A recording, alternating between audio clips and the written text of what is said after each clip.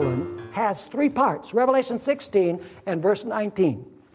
It says there in Revelation 16, verse 19, now the great city was divided into what? Into three parts. What is the great city? Babylon, right? We've already identified the great city as Babylon. The great city was divided into three parts. So how many parts does Babylon have? Three. And in case you're wondering whether the expression the great city is referring to Babylon, let's continue reading.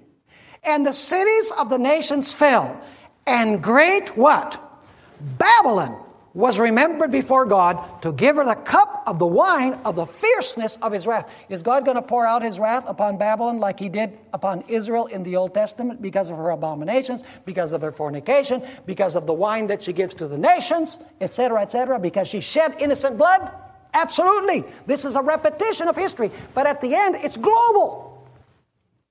In other words, the history of Israel is a model in miniature. It's a small-scale model of what is going to happen on a global scale at the end of time. Now you say, what are the three parts of Babylon? Revelation 16 and verses 13 and 14. Revelation 16, 13, and 14. It says, and I saw three unclean spirits like frogs coming out of the mouth of the dragon. There's one. Out of the mouth of the beast, there's two.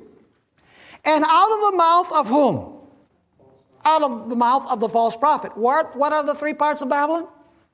The dragon, the beast, and the false prophet. In lecture number 10 of this series, we're going to talk about the beast. In lecture number 11, we're going to talk about the false prophet. And in several lectures, we're going to talk about the dragon. You see, the beast is the same as the harlot. The false prophet is the same as the harlot's daughters. And the dragon is the same as the kings. In other words, at the end of time, there's going to be a threefold alliance between the beast or the harlot, the false prophet and the daughters, and the kings or the dragon. And they're going to all join together in opposition against God's people. Those are the three parts of Babylon. But who is the main protagonist of the story? Who is the one who's moving all the strings? It is the harlot or the beast. Because the Bible says that the whole world wondered after the beast. It says that the harlot sits upon multitudes, nations, tongues, and peoples. In other words, the beast and the harlot do the same thing. They control basically the world.